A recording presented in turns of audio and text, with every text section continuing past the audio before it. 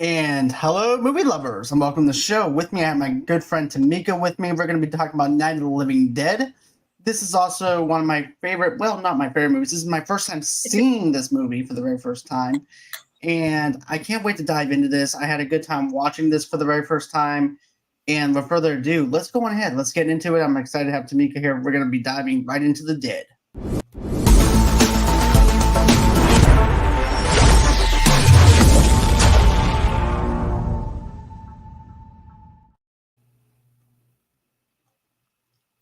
Why are you muted, Hey, John? hey, Tomeka, how are you? Hey, I'm doing all right. What about you? I'm doing fantastic. And it's always Awesome. great to actually talk about a 1960s movie, a 1968 film at that, be able to talk about the, you know, Yeah, the uh, dead. yeah, the dead. Exactly. Night of the Living Dead. There we go. Sorry. But yeah, I just want to tell everybody that we are actually part of Unfiltered Studios and we're part of that network. So, it's just great to be able to network with people within the community itself, have Sleepy G, also too have Rossi on there and everything too. So it's good to actually be a part of Unfiltered Studios. So, so my question for you though, Tamika, is this. So when did you first see Night of the Living Dead? Are we doing the script? Okay, no, okay. Well, I'm just Oh, okay, okay. Yeah. So, okay. So, Night of the Living Dead. Maybe it was a couple years ago I saw it. Um, I think on you know how Turner Classic Movies has their Halloween movies. yeah, I I do. just randomly saw it one day because I've heard so much about it. So I was like, all right, let me sit down and watch this movie. And then I saw it and I was like, oh, okay, it's pretty good. And then I got to the end and I'm like, oh God, it's sad. And I was so depressed that I didn't watch it anymore until you till this day. Until I invited you onto the podcast to Yes, talk about I this didn't watch movie. it anymore. I was like, this is just too depressing. I could definitely see that. And Maybe that was like almost 10 years ago.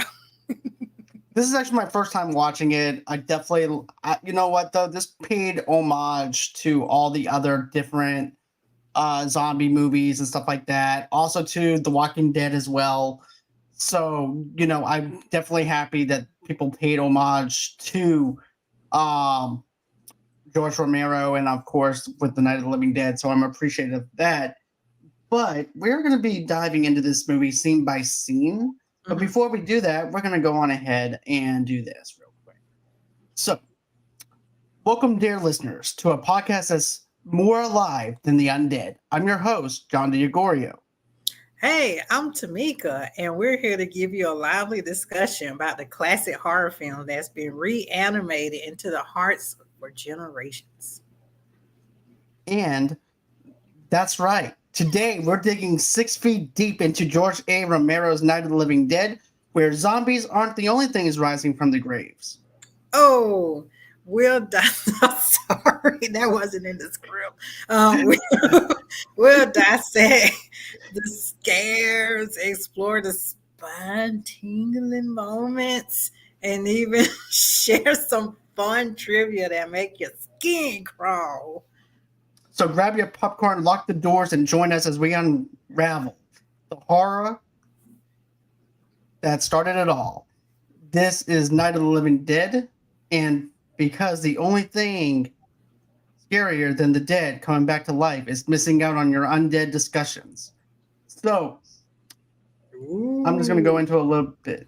So Oh. I'm just going to go into a little bit of history with this. So Night of the Living Dead, of course, is directed by George Romero. It's in 1968. And it was also an independent black and white horror film.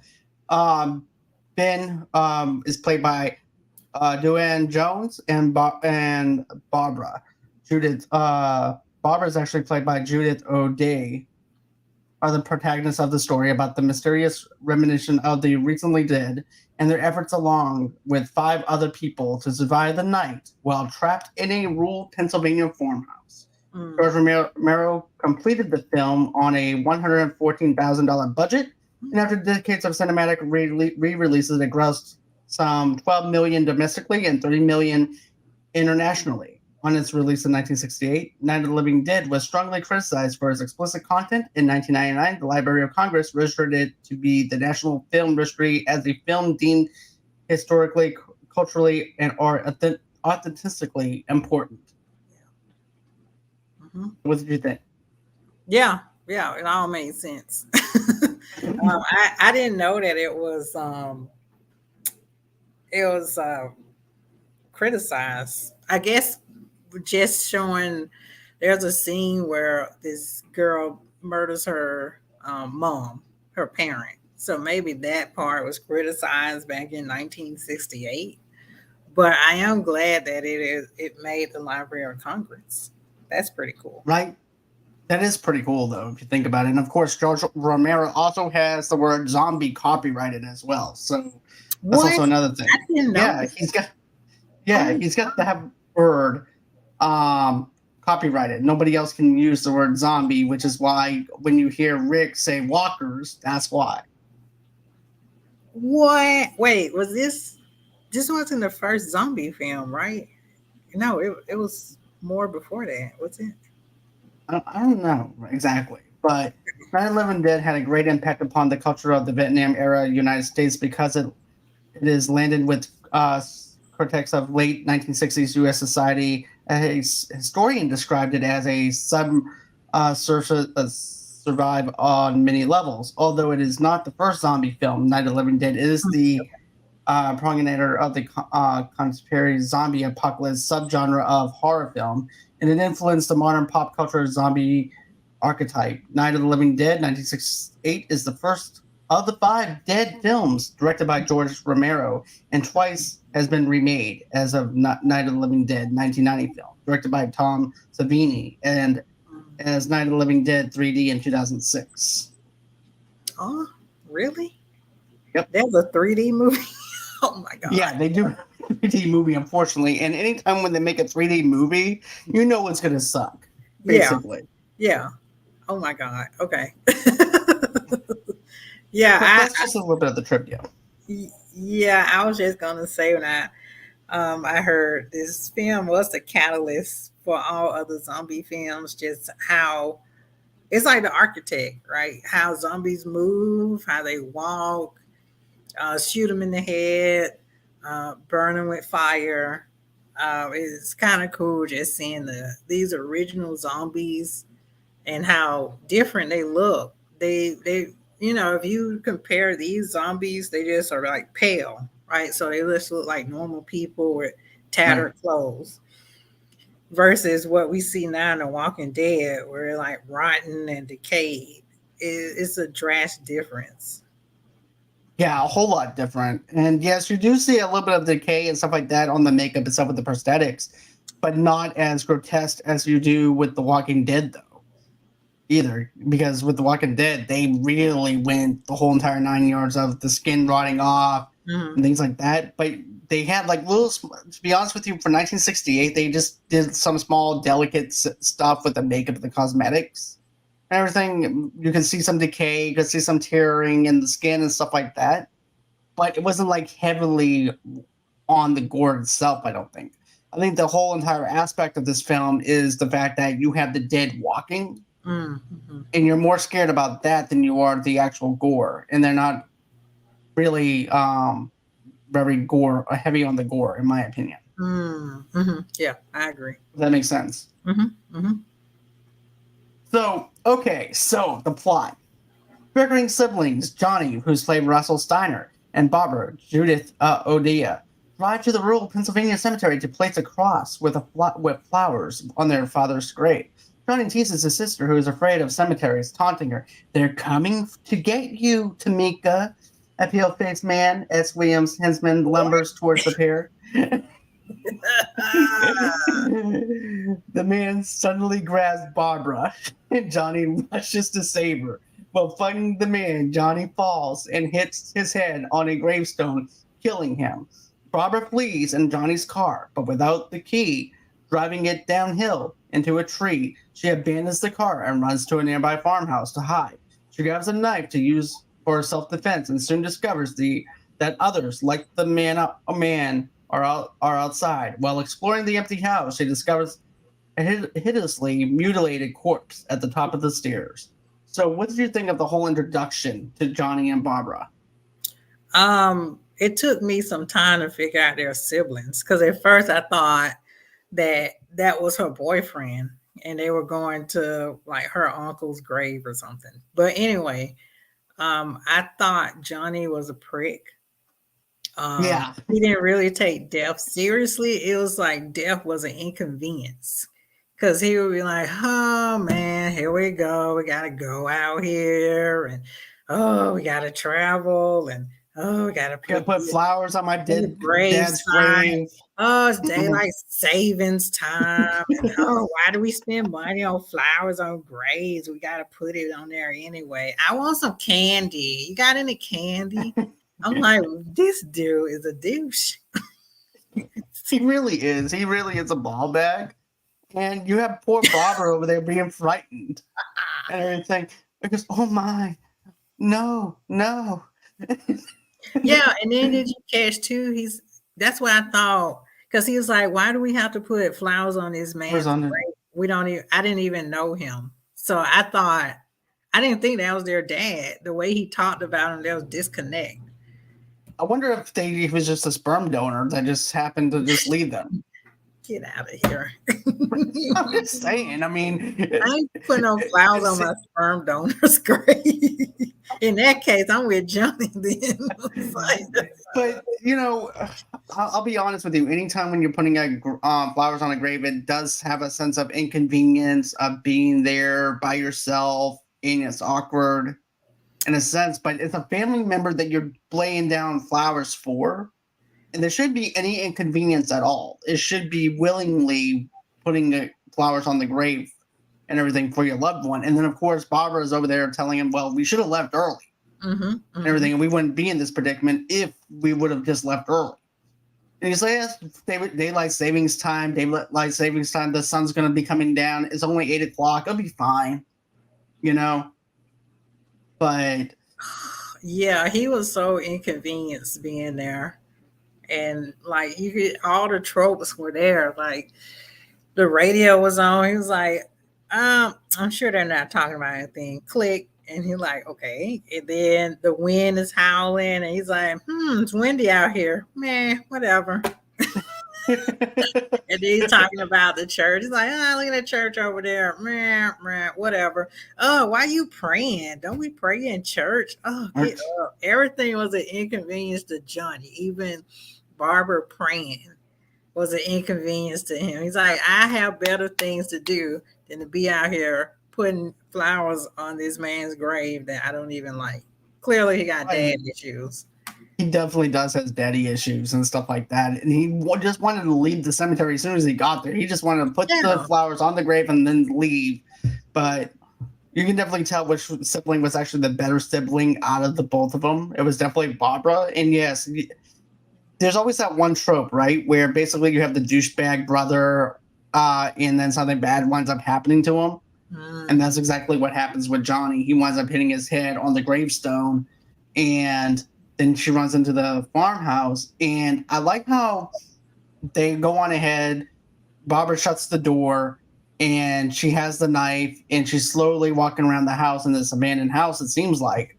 And then she sees this corpse. I thought the corpse looked really good for 1968. I thought that it was kind of spooky, kind of also kind of cheesy now, looking at compared to what we have today. But for those days, I can definitely see the eeriness within it, and of course with the blackness of that house as well. It just made it a whole lot more spookier to me.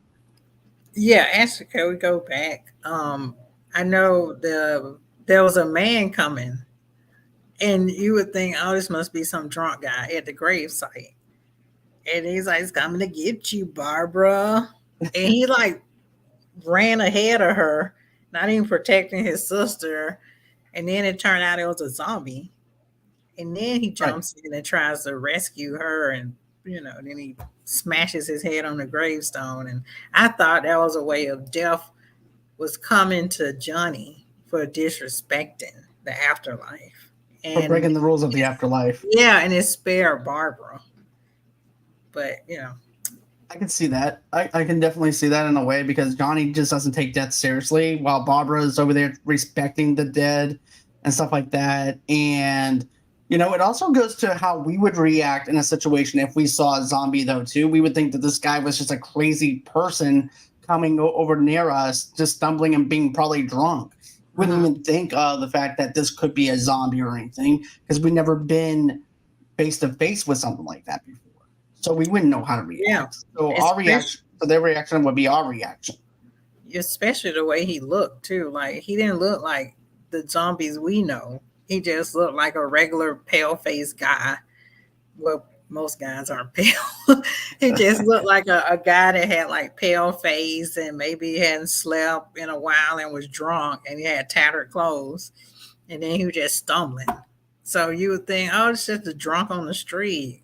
Please get away from me. You're attacking me. I wouldn't have thought that that was a zombie. Right, exactly.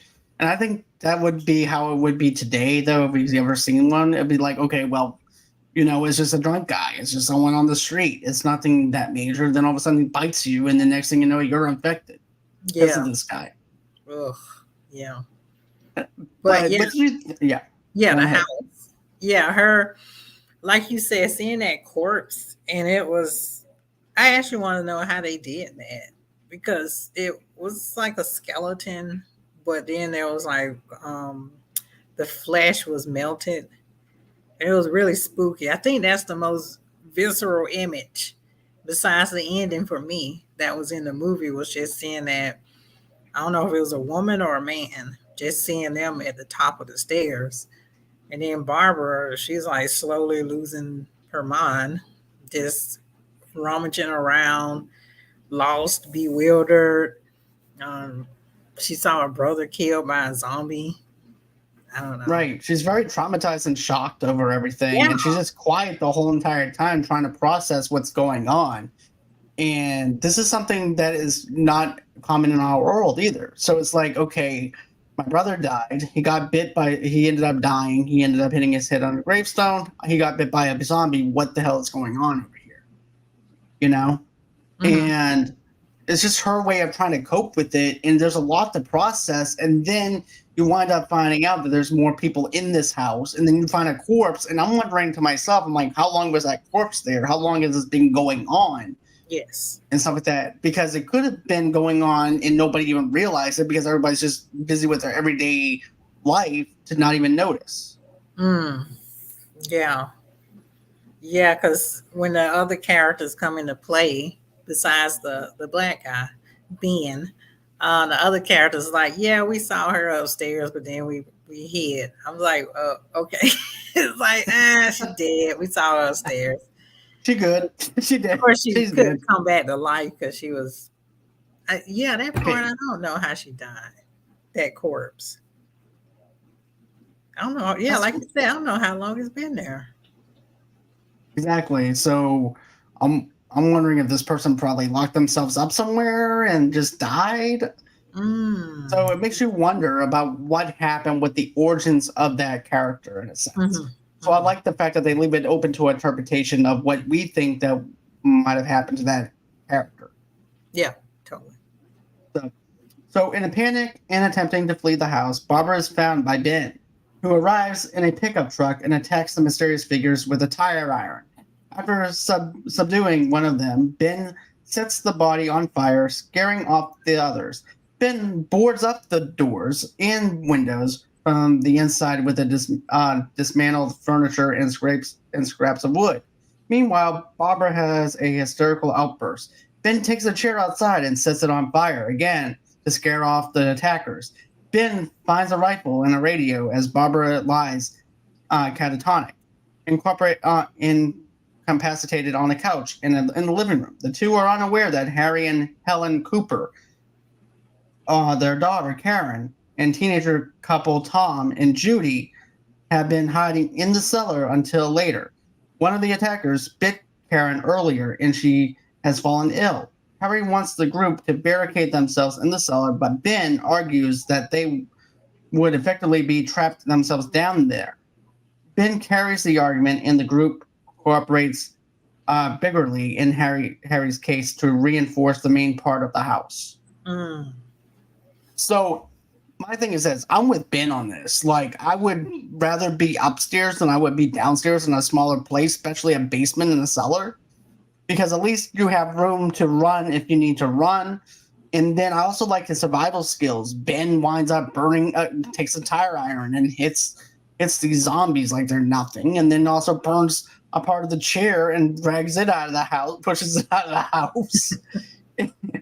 So I like his survival skills. I'm like, look, I'm going with this dude. You can go on ahead and stay down in the cellar with your zombie daughter. Yeah, I was gonna ask you that too earlier. Which one you would have chosen, like the cellar or being upstairs? But you answered my questions, which is upstairs. I don't know. If we go toward the end of the film, it seemed like the cellar was a bit more safe than being upstairs, but it's kind of 50-50. But if you went, here's the thing with me though: if you went to the cellar, they would still get in no matter what. So either way it goes, you'll be against it. Well, at least you have the defense of maybe putting another barricade up or Mhm. something, finding something in the house to barricade them and keep them out a little bit longer, versus it being inside the basement. That's the way I was going with it. True, true. Yeah. And I mean, just being introduced to Ben, like he's the only black character I think that's in this film, Yeah. and just the way he's introduced, like this quote unquote knight in shining armor. I mean, I got that backwards. What is it? White knight, white knight. Just I thought you coming were gonna in. say Black Knight. I don't know. Black knight. Okay, that's good. Black knight. He comes There in, you go. gets off his pickup truck, and he just like falling into her arms, like, "Hey, we need to get inside." And she's like, "Oh my god!" But yeah, like you said, he just seeing a character like him in this time period in '68, just initiating everything and saying, "Hey, we need to get food. We need to do this. You go there. You do this."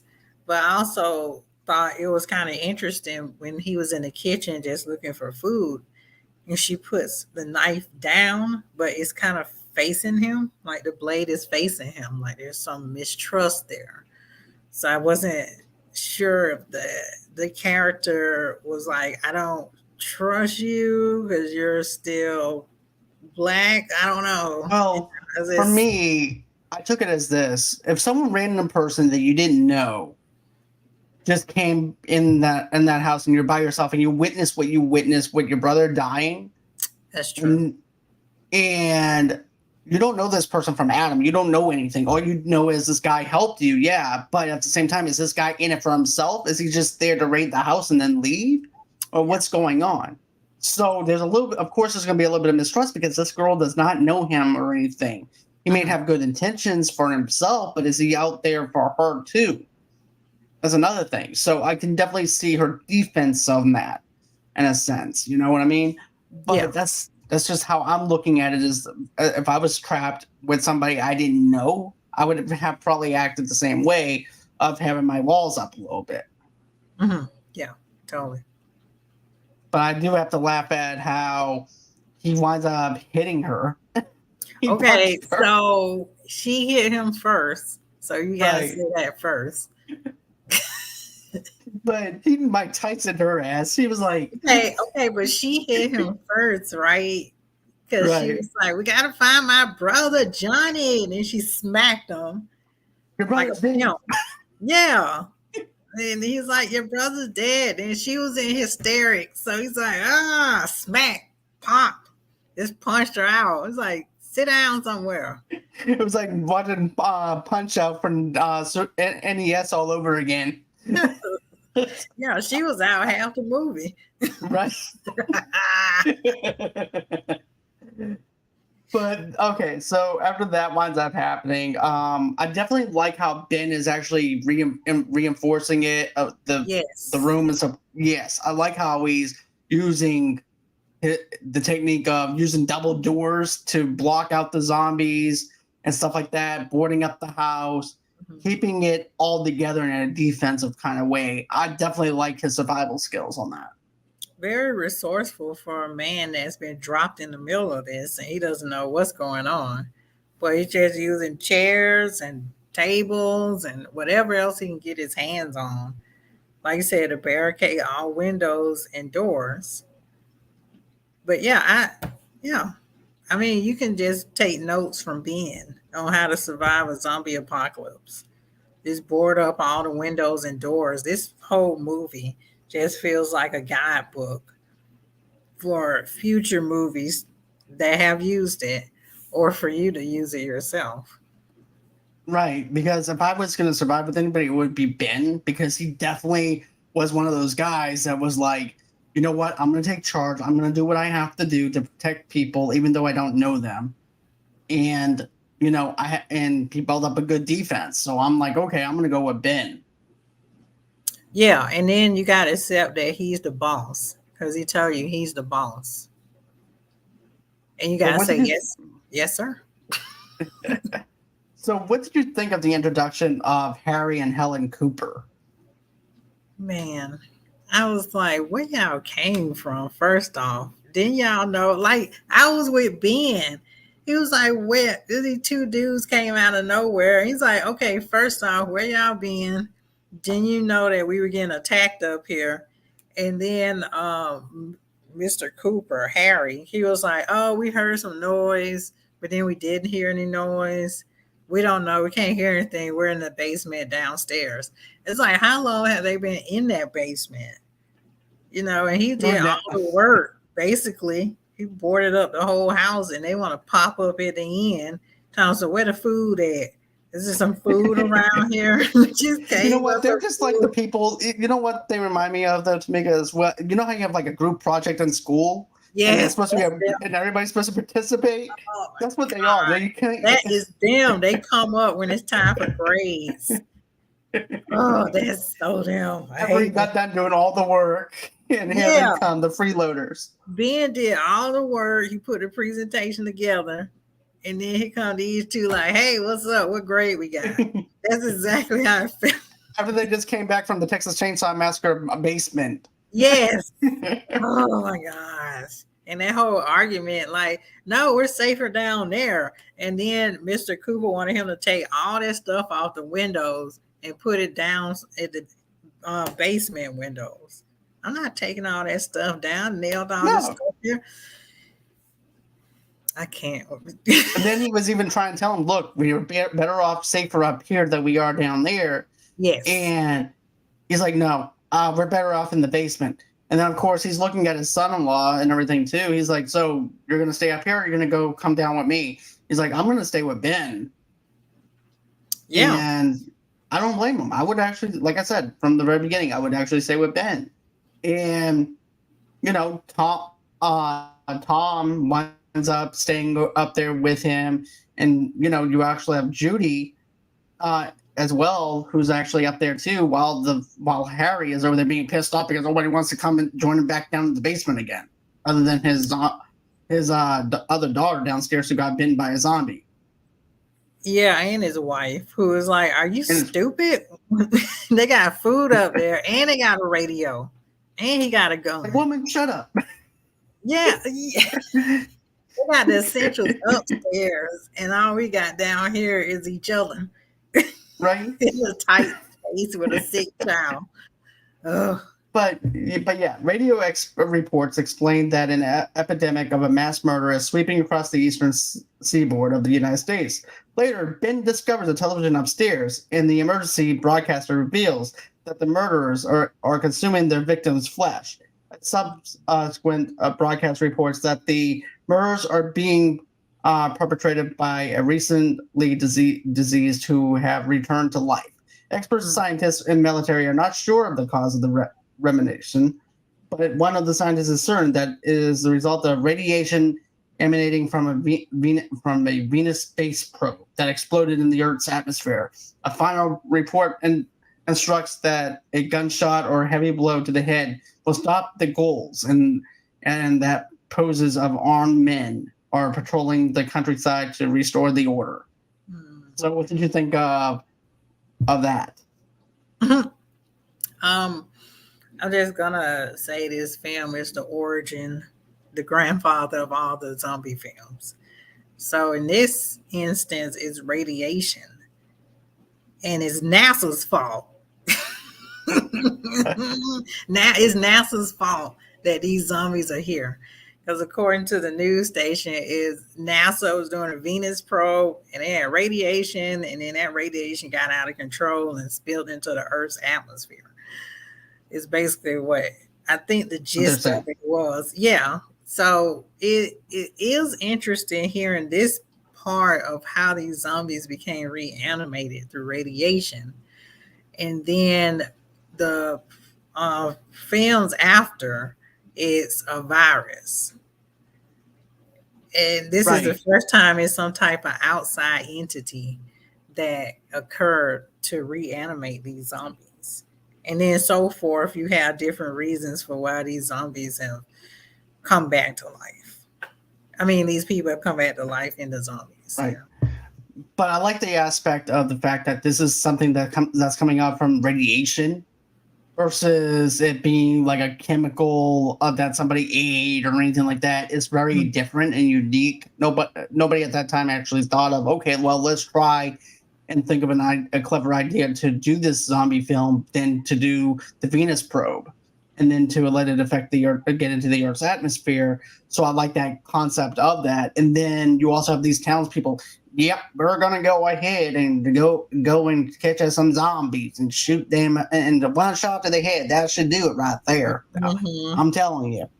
And I Yeah. thought to myself, this is the most friendly group of people that I ever seen that Yeah. has a solution to this problem without destroying the whole entire Earth. Because the Yeah. military is also backing them up too. I'm like, this is the most friendliest group of military people that are backing them up, and they're like on TV going, "Yep, yep. All you have to do is just shoot them in the head. We're gonna go out tomorrow morning. We're gonna go to the next town, and the next town after that, we're gonna shoot down every single one of the ones that we see, and it's gonna be all good." At least you have a plan. That in its sense is scary. Just having a bunch of like racist hicks talking about all you gotta do is shoot them in the head and burn them bodies. That seemed to be good.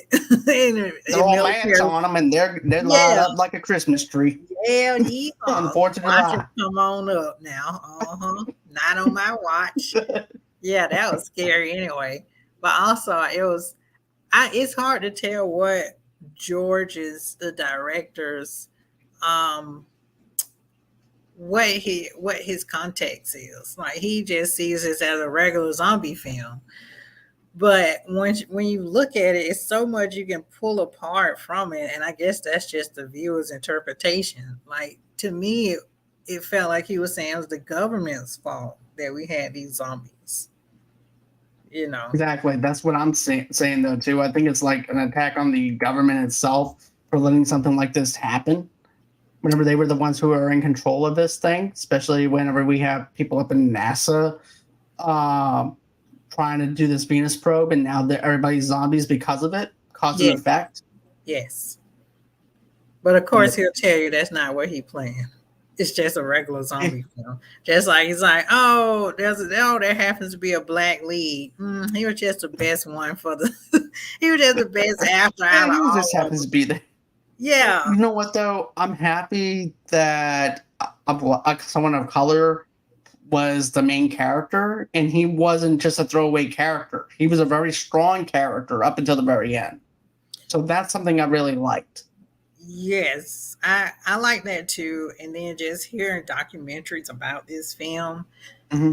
um, just how assertive Ben is the black character, and he's telling Mr. Cooper, I'm the boss up here, you be the boss down there." And Hmm. just if you see that in 1968, and you're like, who is this black man talking to this white guy like this? Or who is that black man that just smacked the crap out of that white woman? Right. But you And then know what, he like though? Oh, opened up her coat, and it you're racist, and you see that as more threatening than the zombies. Like, oh, this black guy just hit this pure innocent white woman, then picked her up and laid her on the sofa. That's like your worst fear. It's like, if you're a white racist man. But I also looked at it like this though too, as well, because of the fact that it's all about survival as Yes, well. yes. And there's no rules anymore. Forget about, you have to work together in order to get along. And if It's there's racism in there, you're not going to survive it, because if you are still prejudiced during a zombie apocalypse, your ass is going to die no matter what. yes, So just you need to like work together. Walking Dead. Like was that the first episode? Daryl's brother was still racist Yeah. during the apocalypse. Yep. And I think in one of these Night of the Living Dead films, there is a racist character. And he's like, spouting all these racist sayings. And I'm like, it's an apocalypse. You still racist? Like, come on. But some people are oblivious to what's going on, to the fact that they don't want to see what's in front of them. They'd rather be who they still are versus and try to help than to change. Well, just like in The Walking Dead, I would leave them chained up to a pipe too. I think so. I think that's the best route. You're not gonna help. They're gonna be racist. You stay over there. You go your way, I go my way. You be the boss up on the drain pipe. I'll be the boss in the building. Yeah, you just go on over there. Okay. But yeah, I like that. I like that. That idea though of, you know what? Since you think that you know best, you be the boss down there. You tell me how it's going down there. I'm gonna be the boss up here. So I like how Ben takes charge. It's like, you know what? I'm not gonna get you to stay with me. If you don't want to stay, you don't want to stay. But that's on you if you die. I'm trying to keep you guys alive. Exactly. And then everyone was like, yeah, he is trying to keep us alive. I mean, he had all the supplies. He had food. Yeah, I'm assuming there was water, a radio, and not a TV. And he got all that upstairs. And what you got Right, and even his downstairs? wife, like you said, his wife is like, wait, he's got a TV? Yeah. Yeah. He's got a radio? He's Yeah. got food? Yeah, then what the hell are we doing down here? We can still make it work down here. We don't need, they weren't talking about nothing up there anyway. And if they would have stayed down there, they would have been just the same as that corpse that was upstairs. True. Because they don't have no food. They don't have any way to survive. That's true. Yeah. What happens if Ben dies? And yes, what happens if the zombies just happen to leave the house after they wind up killing Ben and the rest of them? There's no food anymore. There's nothing there. Mm-mm. So therefore, your choices are either to die in that house or to leave that house and find food. And hopefully you won't die finding food. Yeah, I felt too, just there was so many chances to escape. There was multiple chances to escape and they all got foiled. And that felt so disheartening to me. It was like, they were like, okay, there is a gas tank on this property. And then, Ben and the other guy was trying to get things together, get the gas. But then the other guy got clumsy and started wasting gasoline, where Ben had the fire torch. And he's like, get out the car. And that got foiled. Oh, go ahead. We're going to get to that in a minute. So Ben devises a plan to escape using his truck involving all of the men in the house. The truck is in need of fuel. So Ben and Tom leave the house to obtain fuel, while Harry hurls motor cocktails from an upper window. Ben is armed with a rifle and torch, while Tom is to drive the truck and the man the gas pump. On the way out the door, Judy fears for her boyfriend's safety and chases after Tom. Upon arriving at the pump, Ben places the torch on the ground next to the truck, and Tom then carelessly splashes gasoline onto the torch, starting the fire that quickly ignites the truck. Tom tries to drive the truck away from the gas pumps to avoid further damage, but when he goes to exit the truck, Judy gets stuck. Tom goes back into the truck to try and free her. But the truck explodes, killing them both. Ben runs back to the house to find that Harry has locked him out. He kicks the door open and in fury punches Harry repeatedly. Douche. Harry also locked out a girlfriend because he was like, "Where you going?" She's like, "I must go to my man." And he's like, "Okay, click, click, click." And then she turned around like, "Oh." Spaghettios, but not. But the way that they died and stuff like that, I'm like, well, I thought that she could still got out of the truck. I thought that she just stayed in the truck for some reason. I don't know. Maybe I looked at her weird because of how the lighting was for the black and white. Yeah, you mean like if there was still a chance for them to get out. Then her coat got caught on the door. Right. And then he was trying to, I guess it was a ticking time bomb anyway. Right. Because it was only a matter. Yeah, only a matter of time. That's kind of hard though. Because you don't know how much time you got. It was best if they just got out the truck while it was on fire. Exactly. But if I was also him though too, I would have just left her in the car and let her blow up. He loved her, John. I know, but it's all about survival. No, he said that's my girl. Let me help you with your coat. Bam, we both gone. At least they ain't become Shane just now. At least they become zombies. they went out. Yeah. Become zombies together. I just became Shane from The Walking Dead now that I just realized what I did. You did. You're like, bye, bitch. Deuces, you had your chance. You can have more of your coat outside. Sorry. If he did that, how far could he have run before the explosion would have killed him too? True. But I didn't think about that. Because even the impact alone would have probably killed him though too, because the impact could have actually thrown him somewhere. Mm-hmm. So yeah, but at least it was a quick death. At least he didn't burn alive. Yeah, they didn't get to be zombies. See. But some of the living dead upon the truck in a notoriously gruesome scene begins eating Tom and Judy's charred remains. Meanwhile, others try to break through the door and windows of the house. Some pounding with their fists while others use bricks on boards. Ben manages to hold them back but drops his rifle.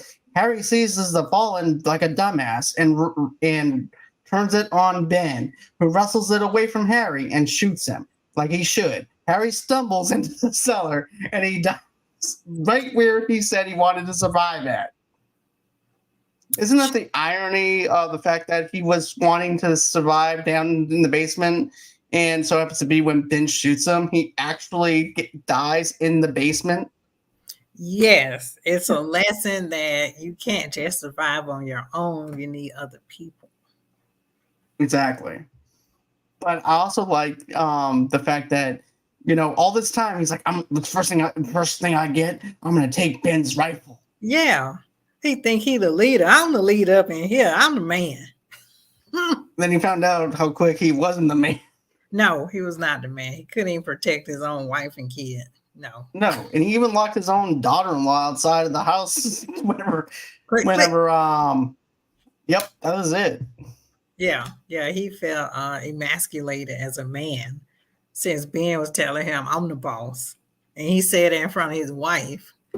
So I guess he was like, I'm going to show him, I'm going to try to get my own manhood back. But like you said, it cost him his life. It did. What do you have now? You have nothing. Nothing. But being a zombie. Exactly. But hey, you mess with the bull, you get the horns. Preach. Yep. But what did you think of the idea of the zombies using stuff to break down the doors and stuff? Because I was not expecting that. I was just expecting them to bang on the doors and stuff like that, be very slow moving. I didn't expect them to be picking up bricks and stuff. I'm like, okay, that was something I wasn't expecting. Yeah, very resourceful zombies. It's like some memory bank unlocked. Like, oh, we can use a brick and knock down the door to get in. And then the I don't know how far along we are, but the way they all came in the house, it was like they were pushing furniture around. Like, how do they know to push furniture around? And what Scooby Doo? I'm like, wait, what level is this? Is this like level one where you still retain some of your memory, where you're like, okay, we can push this and pick up a brick, Right. versus level two zombies that woman that was eating tree bark? I guess they were level one zombies. -1. Yeah. And then there was a can I say, and then there was a two naked zombies for no reason. I was like, what? That's all. Everybody Probably got died killed. getting it on, probably. That's true. That is true. That's That the way is I would go. that's a horrible way. I mean, you dead, so you're like, and they're just like walking around naked, and I don't know. I just never I would, seen like butt naked zombies. That's why I'm so. me either, but it's the first time for everything, so. This is very true. Okay. Horny zombies. Got it. Anyway, so shortly after, Helen discovers that her daughter Karen has been transformed into one of the living dead and is consuming her father's corpse. Good. Karen repeatedly stabs her mother with a cement towel, killing her before going upstairs. Meanwhile, the undead finally break into the house, and Barbara sees her brother Johnny among them. The resultant shock causes her to lower her defenses, and she is carried away into the zombie horde. Ben retreats into the cellar, locking the door behind him. He shoots Harry and Helen Cooper and waits out until morning, hoping for any chance of escaping the zombies. So, my thing is this, okay? So, why would you? Okay, why? That's something that was shocking for me. Karen repeatedly stabs her mother with the cement towel. That was something that I wasn't expecting. Yeah, and even in this era of the film, I don't think that was even seen a kid killing their parent. It was so visceral the way she did it, and then the music, it was like, ain't, ain't, ain't. I was like, ugh. I was wondering what that was. I'm glad you said that. I was like, what tool is she using? But yeah, she used a cement trowel. This is what it's called, not towel, trowel. Oh, I'm thinking that these level one zombies have some type of memory. Cause she's level one. Her mom did something to her. Cause she just like repeatedly killed her. And most zombies, they don't even know. They're just like, oh, and then they eat you. She's like stabbing her with intent and passion. So I'm just gonna say she's a level one zombie. With the crime of passion. Yeah. Level one zombies have retained some of their memories where they push furniture around, they use a brick to bust in windows, and they like take revenge out on people who did them wrong. I can do that. But what did you think of seeing Johnny again? I mean, come on. Why would you run towards Johnny thinking that he was alive after hitting his head on the gravestone? I know that we keep on mentioning the gravestone every single time we mention Johnny, but even whenever she's like, "Look, we got to find Johnny. Johnny has the car keys. He knows how to get us out of here." I'm like, dude, he's dead. There's no coming back from what just happened to him. And then why would you run? Is it just the disbelief and the shock of the fact that she's seen her brother, and maybe the possibility of the fact that he could be alive? Yes, because when he hit his head, she didn't really know if he was alive or not, and she didn't even know what these creatures were. I'm just playing devil's advocate with Barbara, even though she's a dunce. And then Johnny's coming out at her. She's like, "Oh my God, Johnny, you're alive!" Even knowing everything we know what the newscaster said, that these people are dead and they're coming back alive. I guess just seeing the familiarity of, oh, my brother's alive. But he was still a douche, and then he had his douchey gloves on as a zombie. And I was like, oh my God. I forgot, I'll be honest, I forgot all about Johnny until I saw him as a zombie. I was like, oh yeah, Johnny, I forgot. Well, to be honest with you, this is my first time watching it, so I was thinking, okay, well, Johnny's gone, he's dead, and that's it. That's the end of Yeah. it. I thought that was going to be the end of his character. Then we wind up finding him later on, and he's a zombie. So I thought, okay, so now you actually just have the sister doing stupid shit, going towards her brother. With his leather gloves on, by the way. Right. He is the most stylish zombie in the movie. With his leather gloves on and his suit and tie, Right. coming toward his sister. I never seen a But more yeah, stylish zombie in my life. like, whenever the news report comes on, right? The first thing I thought of, like when they were trying to hunt down all these zombies, I thought that it would actually be where you see cars turning over and stuff like that, and it was like a bunch of chaos. But they're just walking around in Washington D.C. like it's nothing. Exactly. I'm like, did the zombies not come to Washington? They just came Zombies. to these rural landscapes and they didn't make it to Washington yet. Everybody's walking around the street, not a care in the world.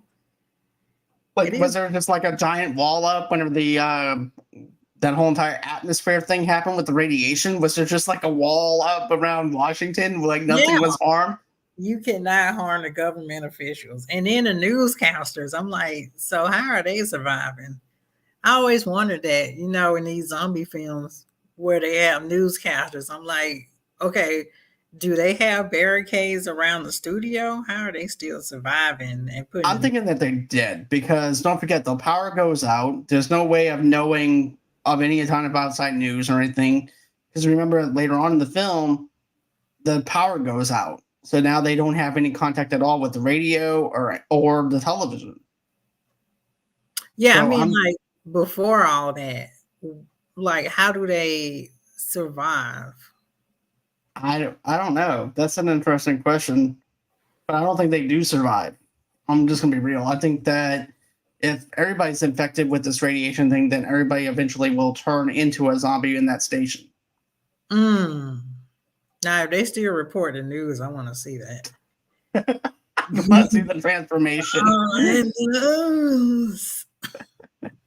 But in the morning, I also wanted to ask you something though too. Was like when you see the fact that um, with Ben who retreats into the cellar, which he didn't want to do, but now he's looking for that as refuge. I thought that was an interesting way of saying, well, now I have no choice but to be in the basement, even though I didn't want to be here in the first place.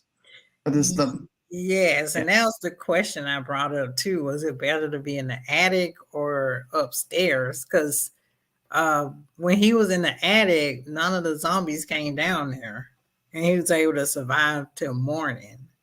But like you said, it's 50-50 because there's food there. But I don't know, maybe level 1 zombies, they're like, "Oh, there's a basement here?"